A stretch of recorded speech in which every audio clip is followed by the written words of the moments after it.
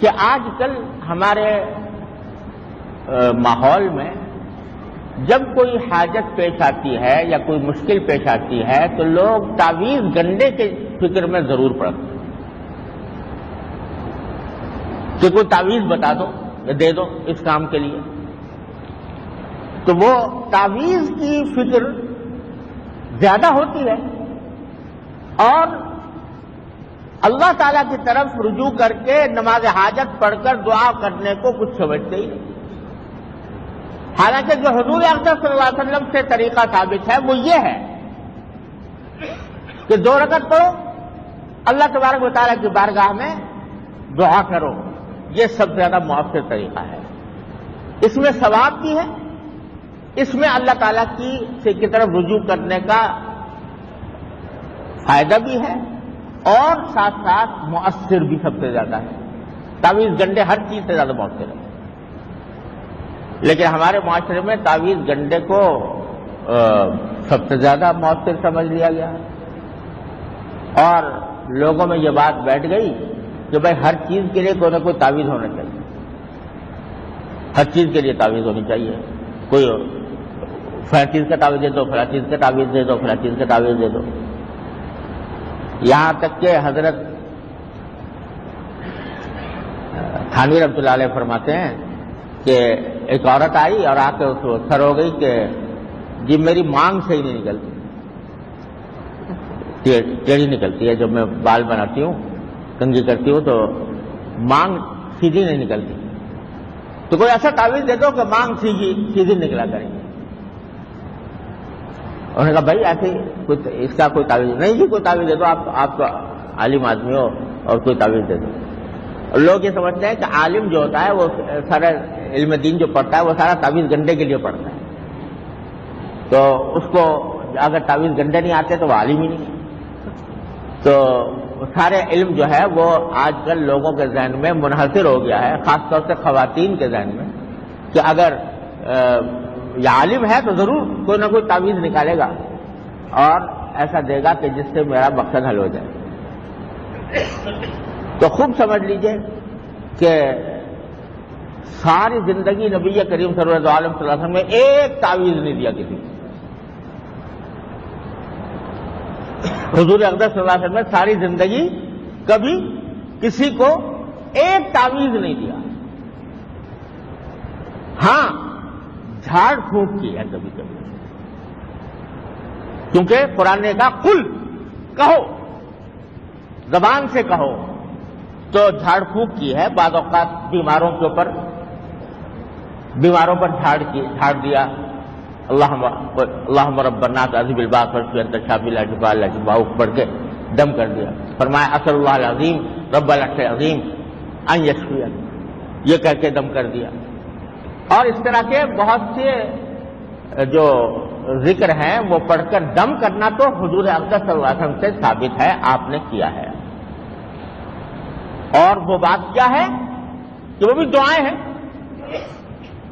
وہ جو دم کیا ہے نا وہ بھی ساری دعائیں ہیں. اللہم رب الناس اذھب الباس، اے اللہ تو سارے انسانوں کا پروردگار ہے، یہ بیماری دور فرما دے. واشف انت الشافی، دعا شفا دے دیجیے، آپ ہی شفا دینے والے ہیں. لا شفاء الا شفاؤک، آپ کے سوا کوئی شفا نہیں دے سکتا. شفا اللہ یغادر سقما، ایسی شفا دے دیجیے جس کے بعد کوئی بیماری باقی نہ رہے. یہ حضور سے ثابت ہے صلی اللہ علیہ وسلم. آپ نے اسأل اللہ العظیم رب العرش العظیم ان یشفیک، میں اس عظمت والے اللہ سے سوال کرتا ہوں جو سارے عرش عظیم کا مالک ہے کہ وہ آپ کو شفا دے دے. یہ حضور سے ثابت ہے. تو حضور اقدس صلی اللہ علیہ وسلم نے بہت سی چیزوں کے لیے جھاڑ تو کی ہے، دم کیا ہے، لیکن تعویذ لکھ کر کسی کو نہیں دیا. نہ کسی صحابی سے کہا کہ تم لکھ کے دے دو بھائی اس کو تعویذ. البتہ جو لوگ زبان سے خود نہیں پڑھ سکتے آیتیں یا دعائیں، تو ان کے لیے صحابہ کرام نے یہ کیا، بھائی یہ زبان سے تو اس کو یاد نہیں رہے گا کہ یہ پڑھے اپنے اوپر دم کرے، لاؤ اس کو لکھ کے دے دیں تو یہ باندھ لے، اپنے کہیں بازو پہ باندھ لے، کہیں گلے میں ڈال لے.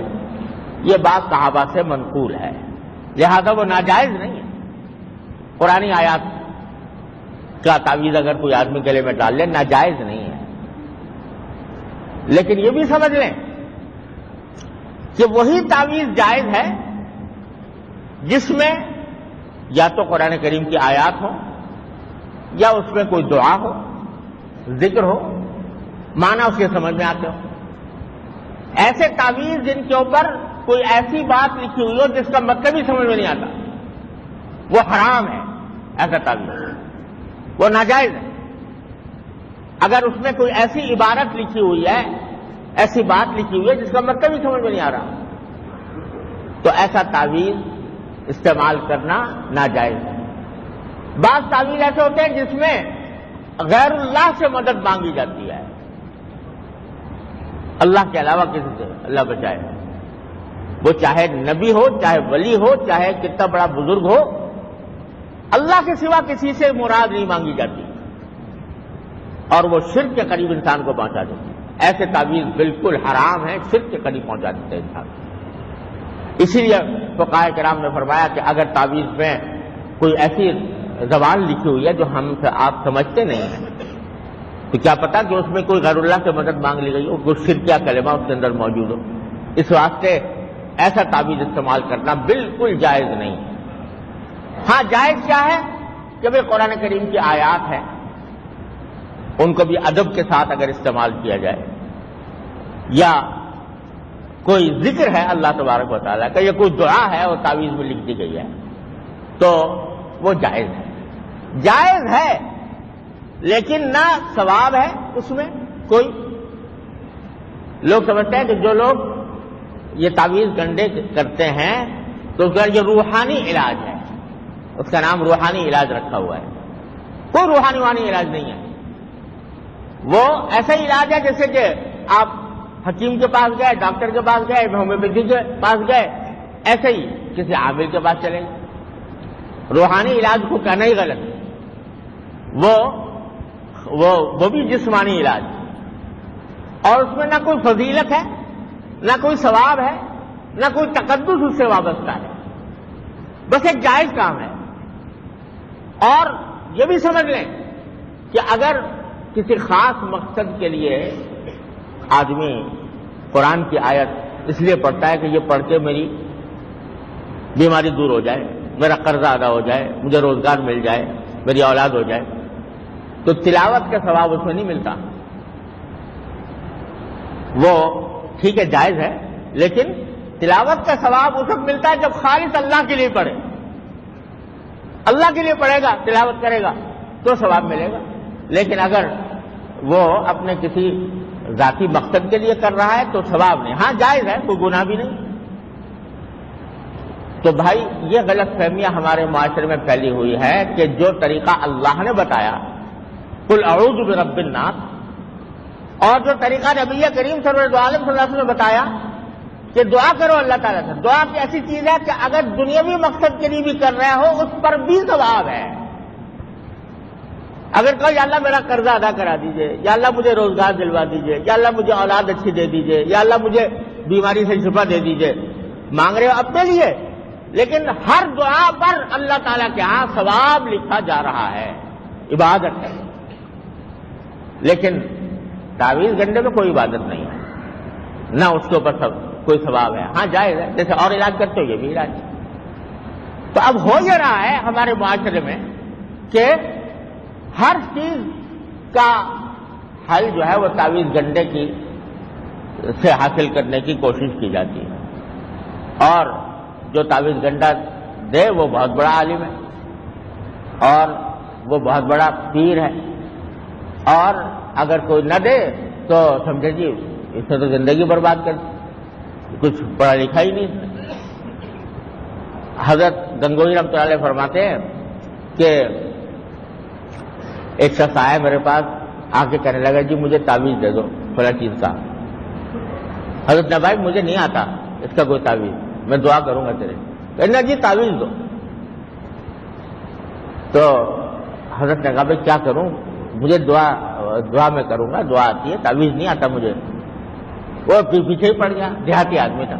حضرت نے سوچا کہ دیہاتی آدمی ہے تو اس کو میں رد کروں گا تو اس کا دل ٹوٹے گا. تو اللہ تعالیٰ سے دعا کی کہ اللہ اس کا کچھ ہو. تو ایک تعویذ لکھ کے دیا, اس سے اردو میں لکھ دیا کہ یا اللہ میں جانتا نہیں یہ مانتا نہیں, یا اللہ میں جانتا نہیں یہ مانتا نہیں, تو آپ اللہ اپنے فضل و کرم سے اس کی مراد پوری فرما دی. یہ دعا لکھ کے دے دی, لے جا بھائی. اللہ تعالیٰ نے اسی سے فائدہ کر دیا. تو ہوا یہ ہے تعویذ پیدا ہوئے ہیں نا, کیسے؟ نہ قرآن میں آئے نہ حدیث میں آئے, لیکن پیدا اسی لیے ہوئے کہ کسی بزرگ نے کوئی بات لکھ کے دے دی, کوئی کلمہ, اللہ تعالیٰ نے اس میں تاثیر پیدا کر دی, فائدہ ہو گیا. تو لوگوں نے کہا بھائی یہ تعویذ فلاں چیز کا تعویذ ہو گیا, یہ بخار کا تعویذ ہے, یہ سر کے درد کا تعویذ ہے, یہ فلاں چیز کا تعویذ ہے, یہ اس طرح پیدا ہو گیا تعویذ.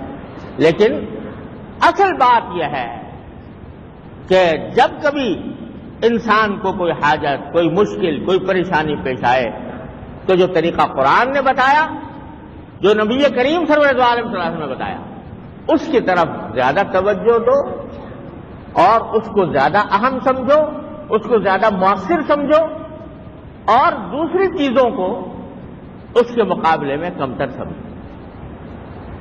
اب الٹا سمجھ لینا کہ تعویذ کو دعا سے افضل سمجھ لینا, اور یہ سمجھنا ہر چیز کا ایک تعویذ ہوتا ہے, تو یہ خیال جو ہے یہ غلط خیال ہے, اور یہ قرآن و سنت کی کو صحیح مرتبہ نہ دینے کے مرادف ہے. اس سے پرہیز کرنا چاہیے. ہاں جو بھی آئے, میں کہتا ہوں سب سے اس سے زیادہ کوئی مؤثر نہ تعویذ ہے, نہ گنڈا ہے, نہ کوئی اور جھاڑ پھونک ہے, جو نبی کریم صلی اللہ علیہ وسلم نے بتا دیا ہے, سرکار دو عالم صلی اللہ علیہ وسلم نے بتا دیا ہے, اس کو یاد کر لو نماز حاجت, اور اس کے بعد کی جو دعا ہے لا الہ الا اللہ الحلیم الکریم, لا الہ الا اللہ العلی العظیم, لا الہ الا اللہ الحلیم الکریم, یہ دعا یاد کر کے اور ہر مقصد اللہ تبارک و تعالیٰ کی بارگاہ میں پیش کرنا چاہیے. اللہ تبارک و تعالیٰ اپنے فضل و کرم سے, اپنے رحمت سے ہم سب کو اس پر عمل کرنے کی توفیق عطا